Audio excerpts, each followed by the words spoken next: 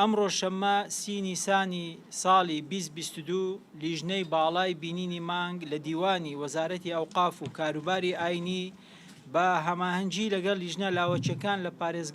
لە پارێزگا و ئیدارە سربەخۆکان بە مەبەستی دیاریکردنی یەکەمین ڕۆژی جەژنی ڕەمەزانی پیرۆز کۆبەوە. لەبەر نەبوونی بەڵگەی شەرعی پێویست و بە خۆشتان دەزانن خۆشەویستان کە ئەوڕۆ ئاسمانی هەرێمی کوردستان هەورە و لە ڕووی شەرعیشەوە هەور حجەتێکی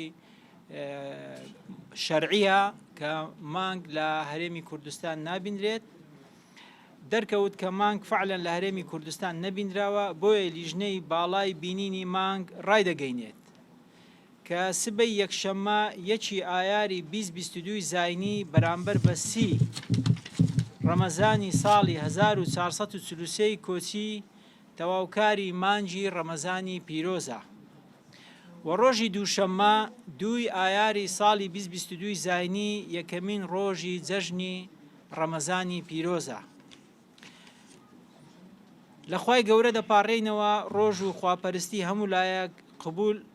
قبولی کرد بێت و بە ناوی وەزارەتی ئەوقاف و کاروباری ئاینی و بە ناوی یەکێتی زانایان پیرۆزباییەکی زۆر گەرم لە هەموو خەڵکی کوردستان دەکەین و مێدەوارین ئەو جەژنە هاندەرێک بێت بۆ ئەوەی دڵەکان ئارام ببنەوە، ڕۆحەکان ئاسوودە بن و هەمومان پێکەوە بتوانین زیاتر خزمەتی خەڵکی کوردستان و خزمەتی گەلەکەمان بکەین. پیرۆزباییەکی زۆر گەرم لە دڵمانەوە بۆ خانەوادەی سەربەرزی شەهیدان، بۆ پێشمەرگە قارەمانەکان، بۆ هێزەکانی ئارامی کە هەمومان ئەوانە هەمویان پێکەوە هۆکار بوونە بۆ ئەوەی ئەو ئارامیە جوانە لە هەرێمی کوردستان دروست بێت و کوردستان جیاواز بێت لە زۆر شوێنی تری ناوچەکەمان.